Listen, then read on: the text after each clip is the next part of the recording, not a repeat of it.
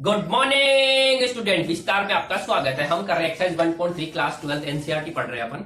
ठीक है, तो अपन इसमें क्वेश्चन कर लिए 8 तक। तो क्वेश्चन नंबर 9 में देखो क्या दे रखा है कि एक फंक्शन एफ है, वो इस प्रकार से डिफाइन है आर प्लस से -5 टू इनफाइनाइट।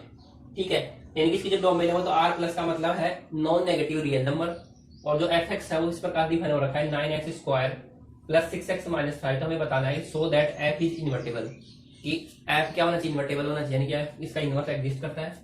और इसका एफ इनवर्स ये होना चाहिए, एफ इनवर्स ऑफ वाई की फॉर्म में अंडर रूट में वाई प्लस 6 -1 डिवाइड बाई 3 का ब्रैकेट। ठीक है, इस प्रकार से एफ इनवर्स होना चाहिए। तो सबसे पहले इसने बोला है कि एफ इज इन्वर्टेबल, की इन्वर्टेबल होना चाहिए। तो इन्वर्टेबल किसी भी फंक्शन को इन्वर्टेबल होने के लिए उसको 1 1 एंड ऑन टू दोनों होना पड़ेगा। तो ये फंक्शन 1 1 एंड ऑन टू दोनों होना चाहिए। तो सबसे पहले मैं चेक करूंगा 4 1 1। ठीक है, 4 1 1 1 1 के लिए चेक करूंगा तो क्या आ जाएगा कि अपन मान लेते हैं कि let x1, x2 belong to domain of f। Domain of f का मतलब क्या हो गया, r प्लस से बिलोंग कर रहे हैं। ठीक है, तो यहाँ पे मैं कैलकुलेट करने वाला हूँ f of x1 equal to f of x2 निकालने वाला हूँ। ठीक है, चेक करते हैं। 9x1 का स्क्वायर प्लस 6x1 माइनस का 5 इक्वल टू 9x2 का स्क्वायर प्लस 6x2 माइनस का 5। ठीक है, -5 से -5 कैंसिल आउट हो जाएगा। यहाँ से कितना आ जाएगा, 9x1 का square plus 6x1 equal to 9x2 का स्क्वायर प्लस 6x2, इतना आ गया। अब इनको इधर ले आओ तो क्या आ जाएगा, 9x1 का स्क्वायर माइनस का 9x2 स्क्वायर, स्क्वायर वाले टर्म एक साथ और वो वाले टर्म एक साथ, इक्वल टू क्या आ गया, 0। ठीक है, अब क्या करेंगे, 9 कॉमन ले लेंगे और यहाँ से 6 कॉमन आ जाएगा। तो 9x1 का स्क्वायर माइनस x2 का स्क्वायर क्या हो जाएगा, x1 माइनस x2 और x1 प्लस x2। क्लियर है, यहाँ से 6 कॉमन आ गया तो क्या बच गया, x1 minus x2 equal to 0। अब यहाँ से आप क्या कर सकते हो, x1 माइनस x2 कॉमन दिख रहा है, तो x1 माइनस x2 तो मैंने कॉमन ले लिया। इधर क्या बच गया, 9 times of x1 plus x1 plus x2। समझ में आ रहा है ना, x1 प्लस x2 ये 9 टाइम्स, और यहाँ से बच गया प्लस का 6। अब ये इक्वल टू में 0, इसका मतलब क्या है, आइदर x1 माइनस x2 0 और 9 times of x1 plus x2 plus 6 equal to 0। तो देखो x1 और x2 दोनों क्या है, r प्लस से बिलोंग कर रहे हैं, यानी कि नॉन नेगेटिव रियल नंबर है, यानी कि पॉजिटिव रियल नंबर है, यानी समझो पॉजिटिव रियल नंबर है। तो क्या ये कभी 0 हो सकता है, दो पॉजिटिव नंबर का सम क्या कभी 0 हो सकता है, क्योंकि ये भी ऑलरेडी पॉजिटिव नंबर है, तो ये तो 0 कभी हो नहीं सकता। ठीक है, ये तो कभी भी 0 हो नहीं सकता। तो यहाँ पे अपन क्या लिखने वाले हैं, 9 times of x1 plus x2 plus 6 not equal to 0, कभी भी नहीं होगा। तो हैंस क्या आ जाएगा, यहाँ से x1 minus x2 equal to 0। तो क्या आ गया, x1 इक्वल टू x2 आ गया। तो दो अलग अलग पॉइंट थे वहां पे, अगर मैंने दोनों फंक्शन को इक्वल रखा तो वो पॉइंट दोनों सेम ही आ गए थे, यानी कि सेम पॉइंट पे सेम ही वैल्यू मिल गई थी। ये फंक्शन क्या है, 1 1 है, ये फंक्शन क्या है, 1 1 है। समझ में आ गया। अब मैं चेक करने वाला हूँ ऑन टू के लिए। अब किसके लिए चेक करने वाला हूँ, फॉर ऑन टू। आगे मैं चेक करने वाला हूँ ऑन टू के लिए।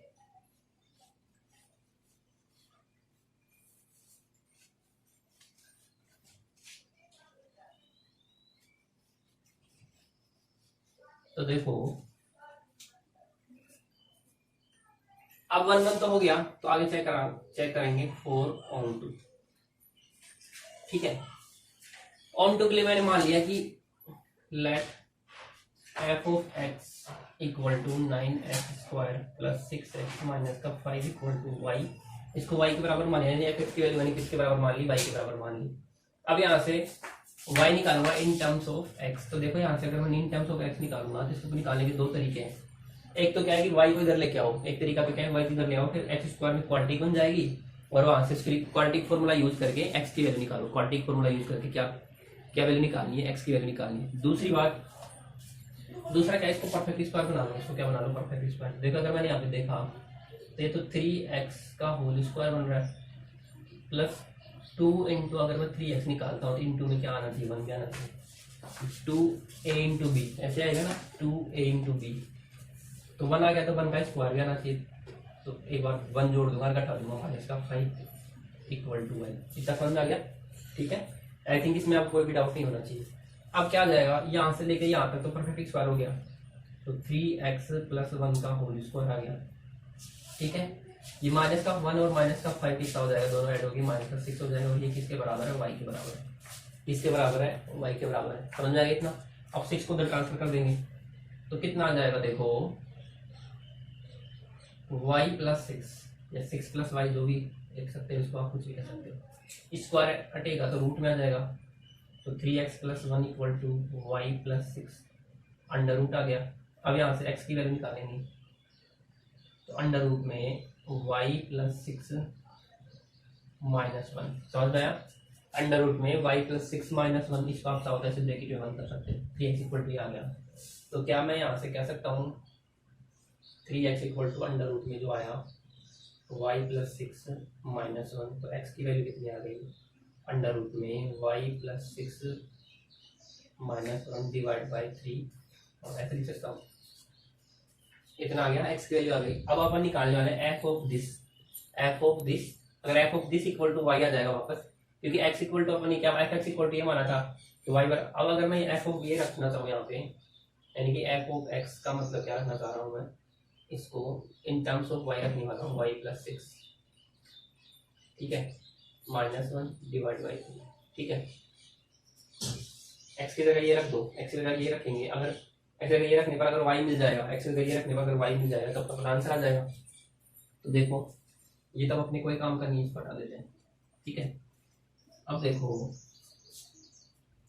ये पुट करने वाला हूँ f के अंदर ये पुट करेगा, तो f के अंदर जो पुट करेगा वो 9 से मल्टीप्लाई करेगा, उसमें स्क्वायर कर देगा। तो 9 से मल्टीप्लाई कर दिया इसने, और ये क्या है, जो भी है y plus 6 minus 1 divide by 3 का होल स्क्वायर। ये समझ आया। इसके अंदर है उसका स्क्वायर करेगा, 9 तो बाहर है। इसके अंदर जो भी रखा उसका स्क्वायर करेगा, 9 तो बाहर है, ठीक है।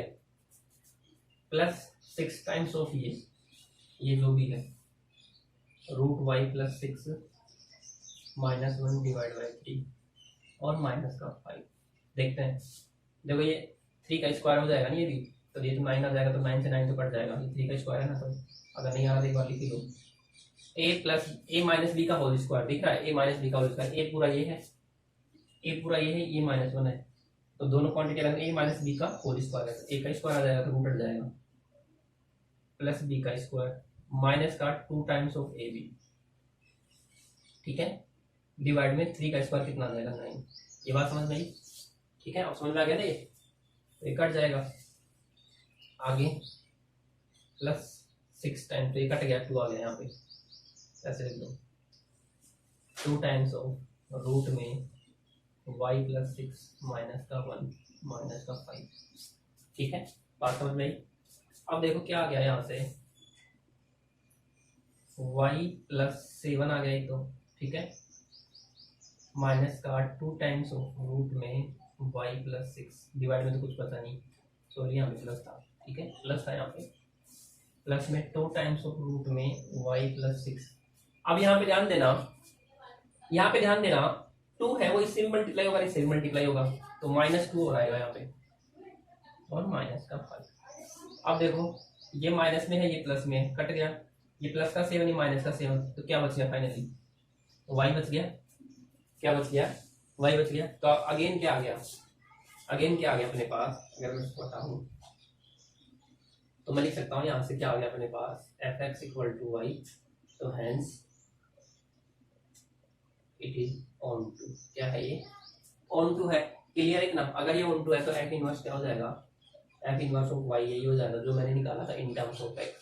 तो ये जो लिखा था अपने पास रूट में y plus 6 minus 1 divide by 3, ये आ जाएगा, ठीक है, ये आ जाएगा इसका f इनवर्स। यानी कि जो ऑन टू निकालने के लिए अपन ने x की वैल्यू निकाली थी इन टर्म्स ऑफ y, तो यहाँ पे x की जगह वापस y पुट कर दो तो क्या आ गया, y प्लस 6 रूट के अंदर माइनस 1, यानी कि जो भी वैल्यू आई थी ये वाला सेम टू सेम आ गया। क्लियर इतना, ठीक है। मेन क्वेश्चन क्या है इसमें, पूछेगा कि so that it is invertible, ये इन्वर्टेबल है या नहीं, अपन को ये शो करना है, मेन चीज ये है समझनी।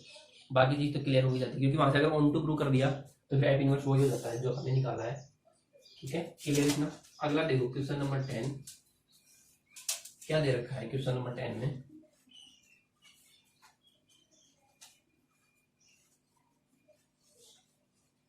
देखते हैं क्या दे रखा है।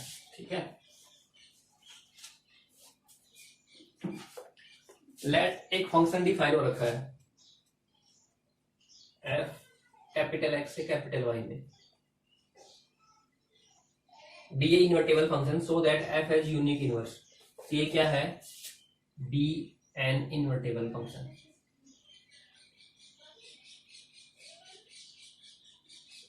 इन्वर्टेबल फंक्शन है तो so that f has, show करना है सो दैट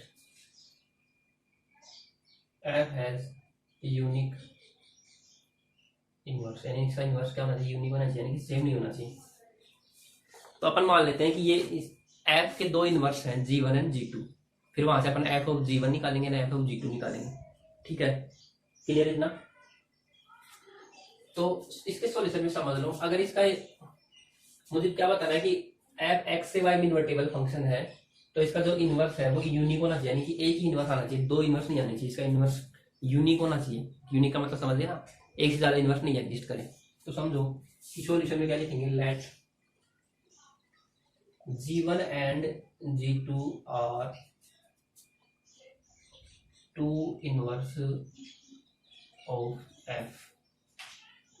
F के दो इनवर्स मान लिया मैंने, तो मैं अब क्या निकालने वाला हूँ, अगर ये इसके दो इनवर्स है तो F ऑफ G1 यानी कि उसके इनवर्स के साथ, ठीक है, equal to F of G2 आना चाहिए, आना चाहिए, आइडेंटिटी फंक्शन आना चाहिए। मानते ही बात, चाहे y में आए चाहे x में, तो किस में मिलेगा, y में मिलेगा। ठीक है, मानते ही बात, अगर G1 और G2 इसके दो इनवर्स फंक्शन है तो उसका उसी के साथ कंपोजिशन करेंगे तो आइडेंटिटी फंक्शन आना चाहिए, या अपन जानते हैं, मानते हैं नहीं मानते। ठीक है, अब हमें पता है, अब हमें क्या पता है, ठीक है, कि f क्या है, इन्वर्टेबल फंक्शन है, f क्या है, इन्वर्टेबल फंक्शन है, तो ये 1 1 भी होना चाहिए। तो अगर मैं इसको लिखूं तो f of g of x आएगा, आएगा कि नहीं आएगा, मानते ही बात। इसी प्रकार की क्या हो जाएगा, f of g of x हो जाएगा, हो जाएगा। ठीक है, क्योंकि अब f अगर 1 1 है, सॉरी इन्वर्टेबल है तो f क्या होना चाहिए, 1 1 होना चाहिए। f अगर इन्वर्टेबल है तो ये क्या होना चाहिए, 1 1 भी होना चाहिए। तो इसका मतलब क्या होना चाहिए, f के अंदर जो भी लिखा हुआ है वो आपस में क्या होंगे, इक्वल होंगे, होंगे कि नहीं होंगे, वो आपस में क्या होंगे, इक्वल होंगे। मानते हो ये बात, वो आपस में क्या होंगे, इक्वल होंगे कि नहीं होंगे। ठीक है, G1 का हो यहाँ सॉरी है ना, G1 G1, ठीक है, x1 x2 मत हो, या उसको x ही रहने दो। ठीक है, G1 और G2 लिखने ना अपने, तो x1 x2 लिखने की जरूरत नहीं, ये x ही है, ये G1 है और ये G2। क्लियर है भाई, बात ऐसे समझो, इस क्वेश्चन को अच्छा क्वेश्चन है शो करने के लिए कि f अगर x से y में इन्वर्टेबल फंक्शन है तो अपन को शो करना है कि इसका जो इनवर्स है वो यूनिक होता है। तो अपन इसका उल्टा लेके चल रहे हैं, अपन इसका क्या लेके चल रहे हैं, उल्टा लेके चल रहे हैं कि माना G1 और G2 क्या है, इसके दो इनवर्स हैं, दो अलग अलग इनवर्स मान लिए। अगर इसके इनवर्स है तो उसी फंक्शन का उसी के इनवर्स के साथ कंपोजिशन करके तो आइडेंटिटी फंक्शन आता है, नहीं आता, आता है ना। ठीक है, इतना हमें पता है। तो मैंने कर लिया, उसी के साथ कंपोजिशन कर लिया, f of G1 equal to f of G2, क्योंकि इसका उसी के साथ कंपोजिशन करेंगे तो आइडेंटिटी फंक्शन आएगा, ये भी आइडेंटिटी होगा, ये भी आइडेंटिटी, इसका मतलब दोनों की वैल्यू इक्वल होगी। अब हमें पता है, अब हमें पता है, ठीक है, लास्ट क्वेश्चन कोई दिक्कत नहीं। अब हमें पता है, अब हमें पता है कि अगर f इन्वर्टेबल है तो ये 1 1 और 1 2 दोनों होना चाहिए। तो f अगर 1 1 होगा तो मैंने इसको लिखा यहाँ पे f G1x equal to f G2। ठीक है, होगा कि नहीं होगा। अब मुझे पता है f ब्रेक में f इज 1 1 एंड 1 दोनों है ना।